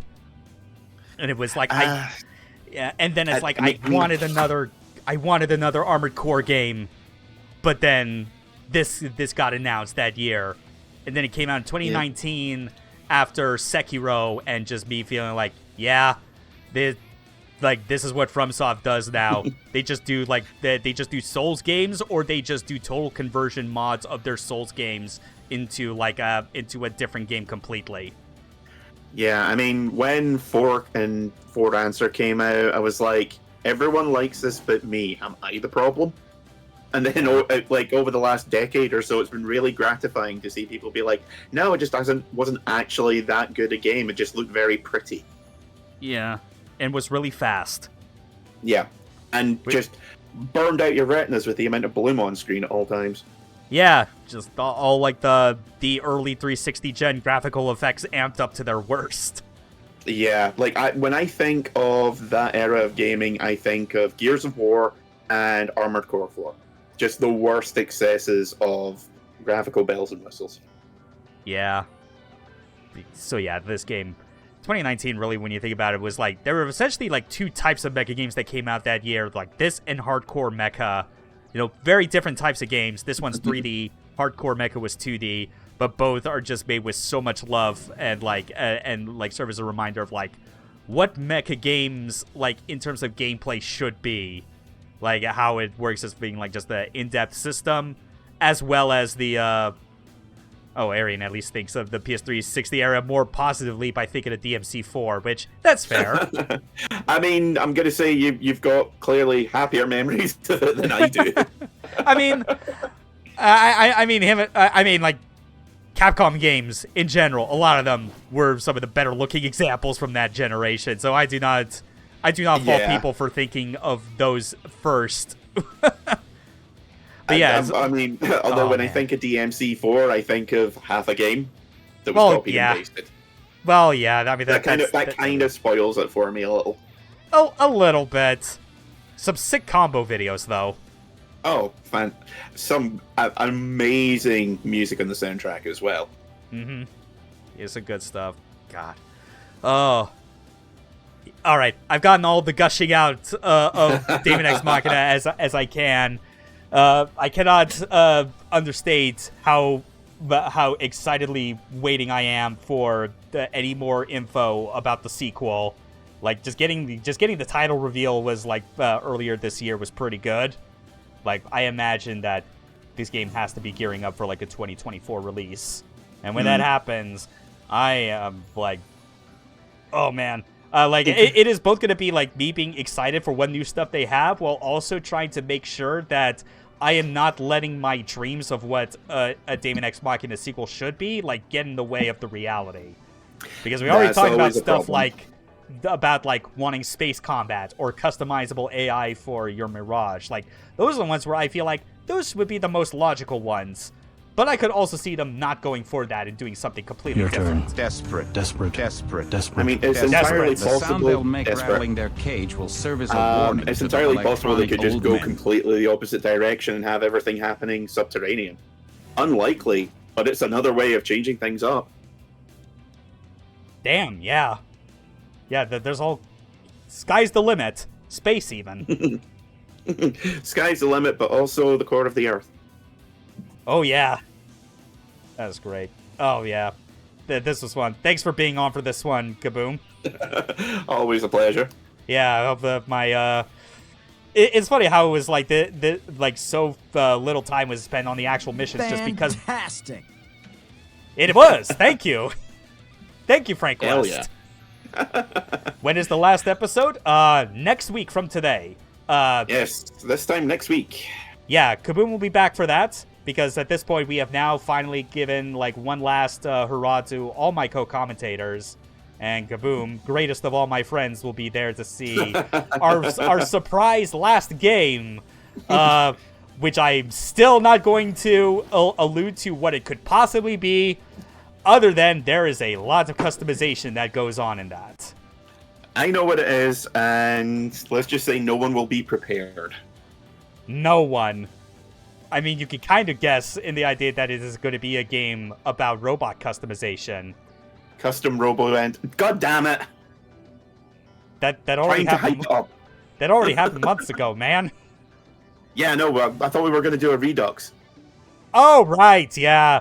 I mean, a Redux was potentially going to be the thing. Maybe I would have played that updated port of Armored Suit of Armored Suits Valken that came out earlier this year. No, we're not playing. Yeah, no, we're not playing Custom Robo on the GameCube. What about Custom Robo on DS? No, Robo. definitely not that. What was the Custom Robo knockoff that was in the was on the DS? I thought that was... Well, there was a Custom Robo game for DS.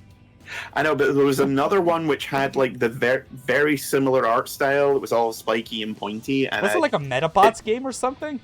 No, I cannot remember what it is. I might be confusing it with another one. Yeah. I remember just looking at it and being like, that's shameless. Yeah. Even for the DS era. Yeah. But yeah, Hasio, obviously I know like Arian's pointing out how like I kind of like post like when I go live like in like a Discord I'm in that I know you're not in, but yeah, basically kind of around like the same general time that we always start these, I will at least make like a special post in advance in like in the Goon VTuber Discord about hey, there's special events coming up. So you'll at least get that in the specific time that will start. Next one should be around 7 p.m. GMT. I don't know which time zone you're in, but GMT is usually a good starting place to find out. There's another... no, not Goober. Goon VTuber, the one you're in. No. Goober's the correct term for goons. No, I think they still deserve to be called goons. I don't want to have a fucking, like, term co-opted by Zoomers with, like, gooning or whatever the fuck they go on about these days. Yeah, first time I saw that, I was very confused. Very confused! Like, god damn it! I don't think I want to be part of this anymore. The laws of language and culture are consistently broken for no good fucking reason. I need to go return some videotapes. I'm sorry. Me too. Yes. Why though? Oh well. Look forward to that next week.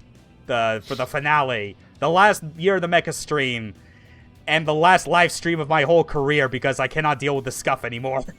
Bye. You say that, and then the sequel to this is gonna come out. God damn it.